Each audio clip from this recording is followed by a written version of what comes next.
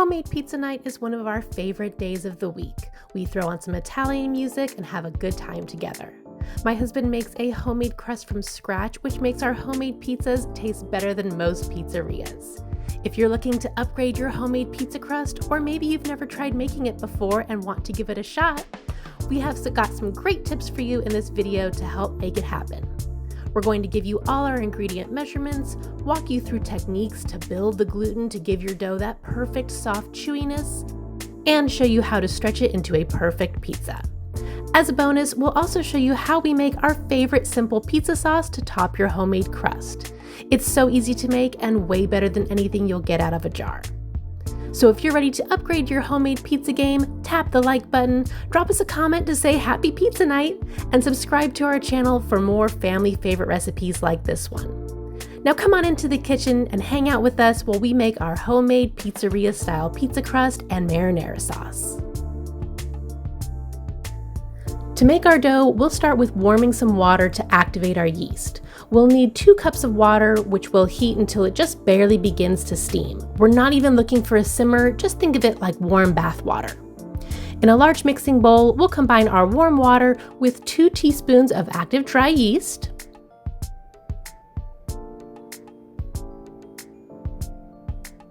and 2 teaspoons of granulated sugar. Give them a whisk to dissolve the yeast and sugar as much as possible, but don't worry if there's some little chunks of yeast left. They'll work into the dough.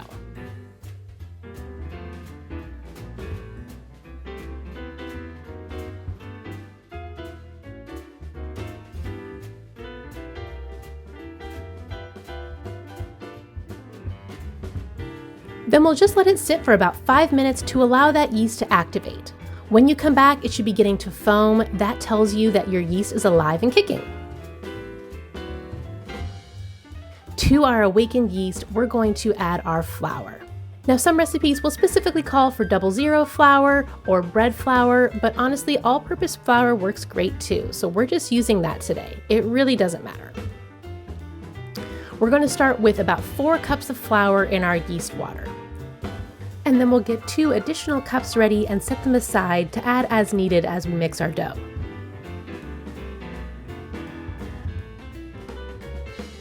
We'll also add a tablespoon of sea salt,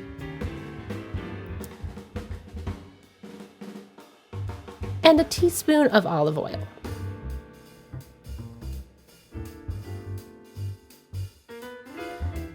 And now we're ready to mix.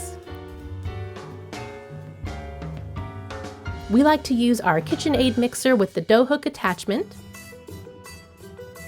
Just turn it on low and let it go until your dough comes together. This will take a few minutes, so hang out and relax.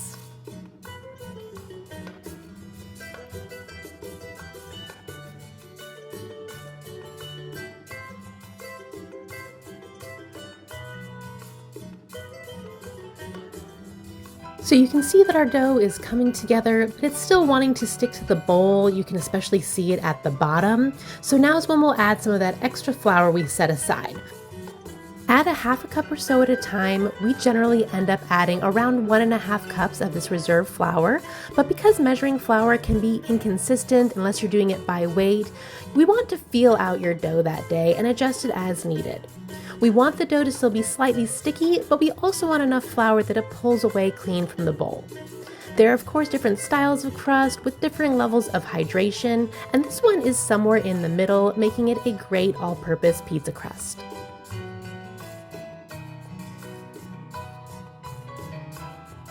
There we are, so you can see now that it's pulling cleanly away from the bottom of the bowl, so we're good to go. Don't be afraid to touch your dough to check for that perfect level of stickiness. This is looking great, so now we are going to prepare our dough for its first rise.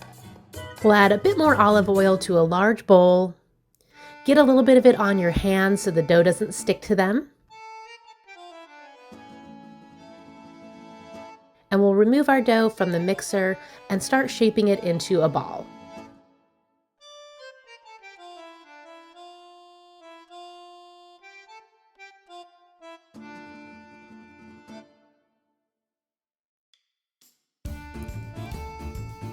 When it starts to get sticky, coat it in the oil to make it easier to handle.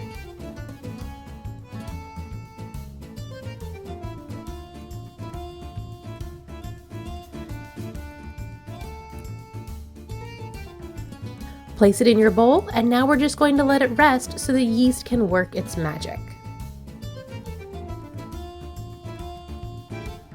Cover it with a lid and tuck it in, and we'll let it rise on the counter at room temperature. Now there's no need to set a timer for exactly how long this needs to rise, but the more time you give it, the better it's going to be. Give it at least a couple hours. I'd say somewhere in the range of at least 2 to 4 hours is good. You can see how much it has risen, all those air bubbles that have developed. We're going to punch it down and work it a little bit to continue to help build that gluten. So here are some of the moves my husband does to do that. We have the wiggle and roll,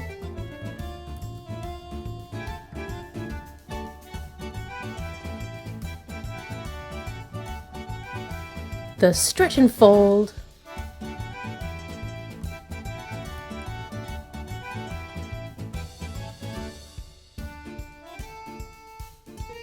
and of course, the pokey test to see if it's had enough. At the end, he ends up with a beautiful dough ball that springs back when it's touched. That's how you know you've worked the dough enough. Then back into the bowl it goes for another rise. Again, no set time, give it a couple hours if you can. The more air bubbles, the better. All right, look at these giant air pockets we're getting. This crust is going to be so airy and chewy and delicious. So now we're ready to divide it into pizza-sized portions. First, make sure you dust your surface and your dough with flour so it doesn't stick. This can make 2 large-sized pizzas with a moderately thick crust like we're doing today, but you could also break this into 3 or 4 smaller or thinner crust pizzas if you like.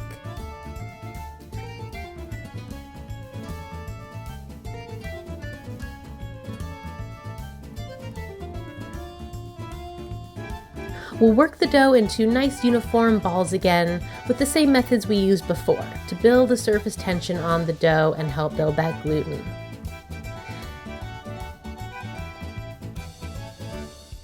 This should feel nice and smooth and easy to handle.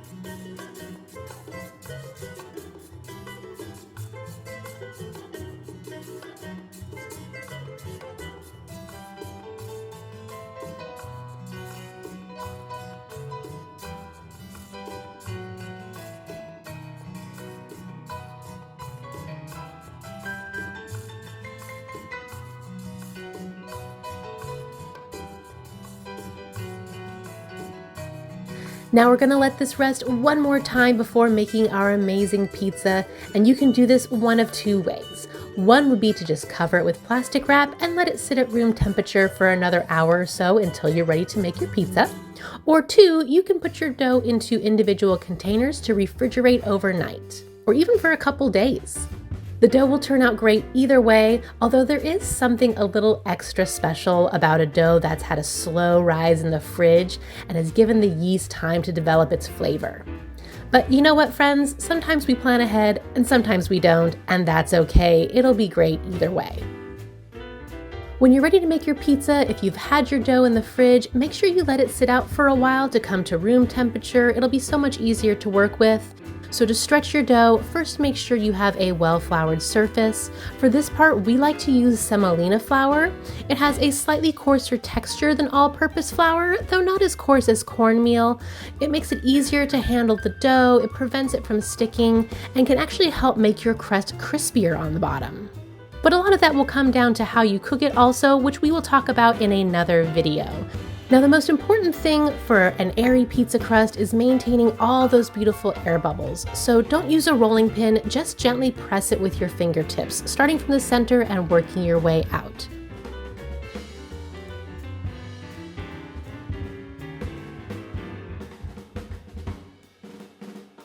And a few gentle turns on your knuckles to help stretch it. No tossing required unless you're feeling bold. But that's it, our crust is ready.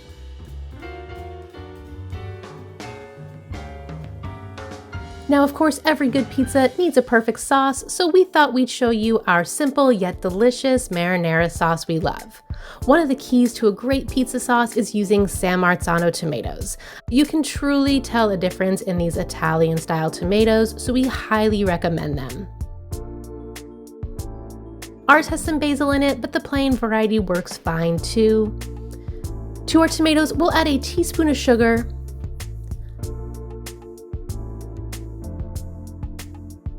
a teaspoon of black pepper.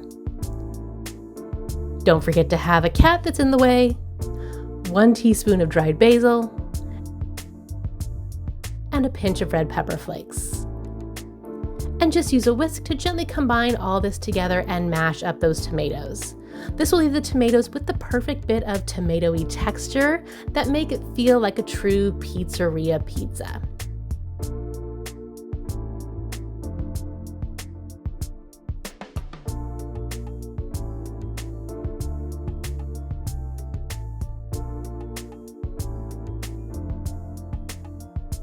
Now, if you like a thinner sauce, you can stop here, but we also like to add a can of tomato paste. Not only does this give your sauce a thicker texture, but it also adds a real depth of flavor to the sauce that we love too. Once that's mixed in, you have your own homemade pizza sauce ready to go.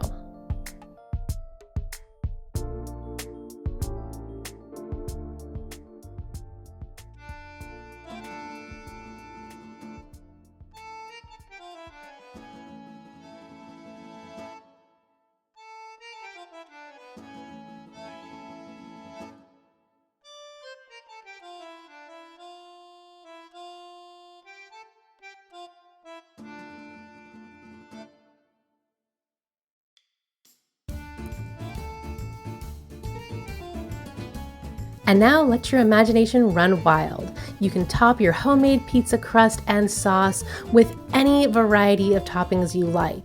Any kind of cheese. We like to do a combination of classic mozzarella, and then also sometimes we like to mix in a bit of a specialty cheese too for some extra flavor. If you'd like more instructions on different ways to cook your pizza, we will be doing another video about that soon. You can cook this in your indoor oven at home, on an outdoor pizza oven, on a pizza stone, on a screen. There's so many different ways to try. So we will be doing a separate video all about all the different ways to cook your pizza at home. So again, make sure you are subscribed to our Happily Home Cooking channel and turn on the notifications so you don't miss out on those future videos. Until then, we wish you an amazing day and happy home cooking!